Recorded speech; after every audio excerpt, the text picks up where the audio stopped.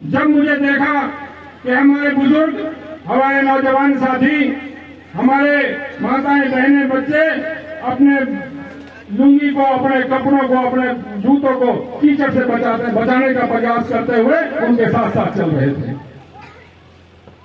ये वही गांव है जिस गांव के आधार पर उन्होंने दशकों तक राजनीति की, और आज उसी गांव में वो कीचड़ के अंदर अपनी गाड़ी के काफिले से जा रहे हैं, लेकिन हमारा आदमी, हमारा युवा, हमारा नौजवान आज भी उसी कीचड़ में चल रहा है। तो ये बहुत गहराई से सोचने की बात है। और ऐसे ऐसे भी राजनेता हैं जिनको आपने चुना है, जो आपके बच्चे के बिगाड़ में अपना भविष्य देखते हैं कि भाई ज्यादा बिगड़े हुए लोग हैं, हमारा तो अपना आप काम बन जाएगा, हमें अच्छे लोगों की जरूरत नहीं है। तो बुजुर्गों, नौजवान साथियों, ऐसे नुमाइंदों को आप पहचानो कि जो बच्चों के बिगाड़ में, जिससे आपका बच्चे खराब हो, उसको उनका भविष्य है। ये बहुत गंभीरता से सोचने की बात है। और बहुत से आपने बार बार मंत्री बनाए, बार बार एमएलए बनाए, लेकिन आप नजर डालोगे अपने इलाके पर तो आपको मेरे ख्याल से कोई एक ऐसा काम आपको नहीं दिखेगा जिससे हमारी आने वाली जनरेशन को, हमारे आने वाले बच्चों को जिससे बहुत फायदा मिला हो। कोई ऐसा काम नहीं होगा। भाई गलियों का काम, मैं भी सिविल इंजीनियर रहा हूं पंचायती राज में, लेकिन मैंने 13 साल पहले नौकरी छोड़ी। ये जो सड़कों के काम होते हैं, जो गलियों के काम होते हैं, इनसे विकास, ये तो एक आम प्रक्रिया है। कोई भी मंत्री आएगा, कोई भी एमएलए आएगा, सरकार ये काम करती है। लेकिन असल काम वो होता है कि जिस काम से हमारी पूरी आवाम को फायदा मिले, वो राजनीति के, वो राजनेता का काम होना चाहिए। लेकिन हमें, ये हमारी बदकिस्मती रही कि कोई ऐसा काम हमें दिखाई नहीं देता। अब मैं अपनी बात को आगे बढ़ाते हुए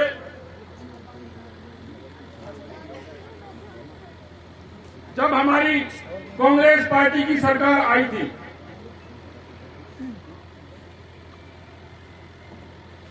भाई मैं कोई राजनेता ना हूं, आपका प्यार है कि आप यहां आए हो, बैठे हो, मेरी बात को सुन रहे हो।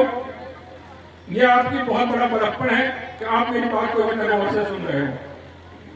जब हमारी सरकार आई थी 10 साल, उससे पहले तो बहुत सरकार 60 साल कांग्रेस ने राज किया, लेकिन जो पिछले 10 साल का खाली मैं आपको बताना चाहता हूं। इसी पुराना क्षेत्र में हमारे यहां जब भूपेंद्र सिंह हुड्डा जी मुख्यमंत्री थे कांग्रेस पार्टी के, तो पुराना सब डिवीजन घोषित हुआ आज।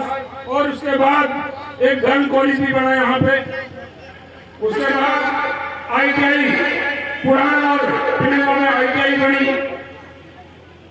और बस स्टैंड पुराना बना। हमारे जो परिवहन मंत्री है अवतार बनर्जी, उन्होंने बस स्टैंड बनाया। और अगर मैं पूरे जिले की बात करूं तो लंबी हो जाएगी। आपके सामने नल्लड़ मेडिकल कॉलेज, ऐसा कॉलेज दिया जिसका सपने में भी नहीं सोचता कि मेवात में ऐसा काम मिल जाएगा। आज हमारे बुजुर्गों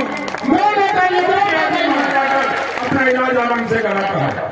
लेकिन मैं पूछना चाहता हूं भारतीय जनता पार्टी और जेडीयू, पिछले 10 साल, पिछले 9 साल उनके हो गए, कोई एक ऐसा काम बताएं कि ये काम हमारी सरकार ने आप मेवात में करके दिखाया है। बल्कि चाहे शिक्षा की बात हो, चाहे दूसरी और चीजें हो, उनकी कोशिश ये है किस तरह से मेवात को पीछे रखा जाए। हमारे मेवात मॉडल स्कूल सभी इसे अच्छी तरह वाकिफ है कि इतना अच्छा रिजल्ट मिलाता था कि हमारे बच्चे उनमें पढ़ लिख कर अच्छी परसेंटेज लाकर कहीं भी उनका एडमिशन हो जाता था। उन स्कूलों का भी सरकारीकरण कर दिया। अरे भाई, जो हमारे इलाके में जो स्कूल अभी चल रहे हैं सरकारी, उनका हाल आप देखोगे तो क्यों आप बर्बाद करने पर। हमारी सरकार ने अलग से कैडर बनाया जिससे यहाँ से शिक्षक कोई बाहर ना जा सके, उसको भी इन्होंने अदला-बदली करके उनको बाहर भेज दिया। कुल मिलाकर बात यह है कि भारतीय जनता पार्टी और जेडीयू की सरकार आपको पिछड़ा रखना चाहती है। चाहे शिक्षा की बात हो, चाहे दूसरे विकास की बात हो। तो इस बात को सोचने की बात है। अगर भारतीय जनता पार्टी ने कोई काम किया जो मुझे दिखाई देता है ना, तो उन्होंने एक काम तो किया है कि उन्होंने पुराना में 3 थाने बना दिए, जो और ज्यादा लूट सके लोगों को, जो और ज्यादा भ्रष्टाचार कर सके, जो लोगों का अत्याचार कर सके। कई सारे मेवात वाले इनको चोर लुटेरे दिखाई देते हैं। पुलिस लाइन बना दी, 3 पुलिस थाने बना दिए। ये विकास का काम नहीं कर सकते हम इसको। हमें यूनिवर्सिटी चाहिए, हमें यहाँ कॉलेज चाहिए, हमें यहाँ हॉस्पिटल चाहिए, हमें यहाँ खेतों के लिए पानी चाहिए, हमें पीने के लिए पानी चाहिए। इतने साल से हम वोट दे जा रहे हैं, संसद में हरियाणा बना, लेकिन आज भी हमारी मेवात के पास मूलभूत सुविधाएं नहीं है। हमारा किसान भटकता रहता है, नहरों में पानी नहीं आता, जैसे तैसे अपना गुजारा करता है हमारा किसान, लेकिन कोई सुनने वाला नहीं।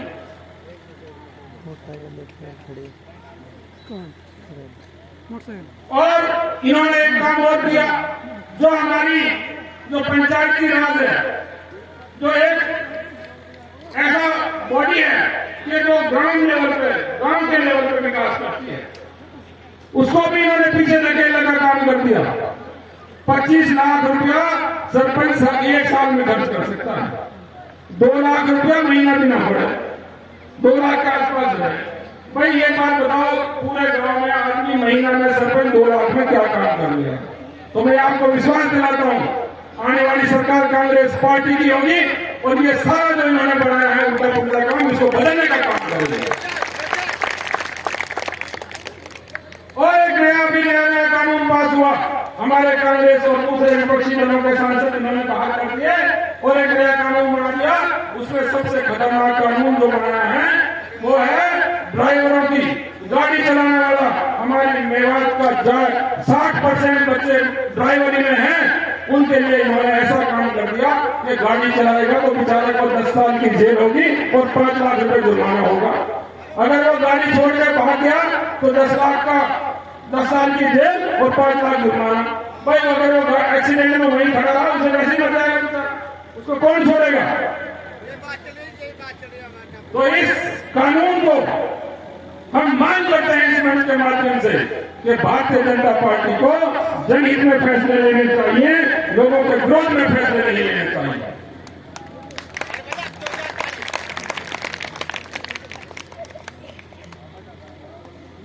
और जब केंद्र में सरकार थी 10 साल, वहां हमारी पार्टी ने चाहे राइट टू इंफॉर्मेशन हो, राइट टू एजुकेशन हो, ऐसे मनरेगा हो, मतलब जो भी कानून आए वो गरीबों के हित में देकर बनाए थे वो कानून। लेकिन इनके कानून देखो आप, बीजेपी के जो कानून है, आप देखो नोटबंदी, कि भाई नोटबंदी से बहुत बड़ा फायदा हो, किसी को फायदा हुआ?